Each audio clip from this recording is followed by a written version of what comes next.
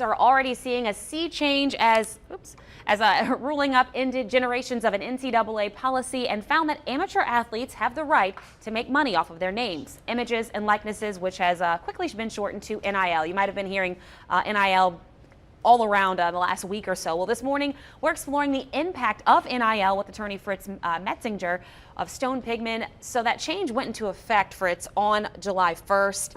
But before we talk about that change going into effect, kind of really explain what this ruling means. Sure. So I should say with name, image, and likeness, what actually happened is starting in 2019, states like California and Florida began passing laws essentially saying that college athletes had the right to profit off of their names, images, and likenesses.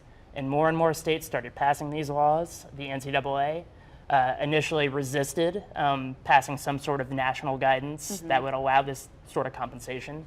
But it got to July 1st when the first of these laws went into effect, and it became clear that both public sentiment and legally the NCAA was kind of losing ground in the fight to prohibit these kinds of payments.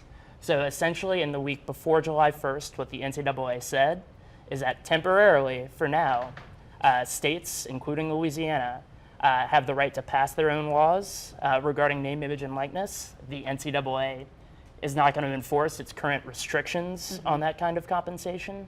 And in states where there aren't any laws, schools can essentially make their own guidelines. So right now it's kind of this state-by-state, school-by-school patchwork system, and we'll see how it develops. And almost immediately we saw athletes announcing their partnerships. Milo's T for the Alabama quarterback, partnerships with walk-ons for some of the LSU athletes.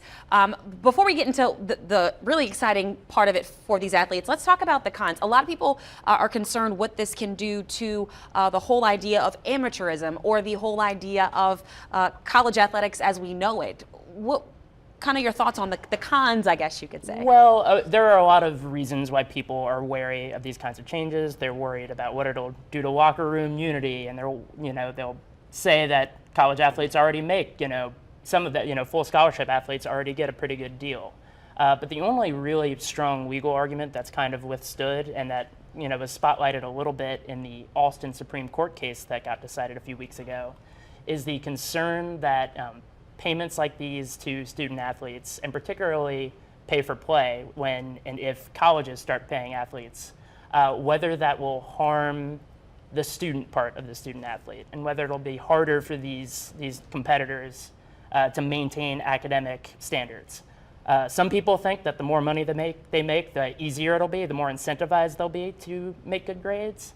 But others worry that there will be this kind of wedge driven between people that are making good money and kind of the normal student that you see at most colleges and universities. So a bigger divide between the haves and the have-nots, right, right. That's really been the argument that has kind of withstood. But as the Supreme Court case a few weeks ago and as these name, image, and likeness laws make clear, it's clear that there's kind of this sea change, as you put it, coming for the NCAA. About 45 seconds or so left. What are the pros of this for the universities, more importantly for these athletes and for their families? Well, I think for name, image, and likeness, I think it's just a common sense way for athletes to profit in ways that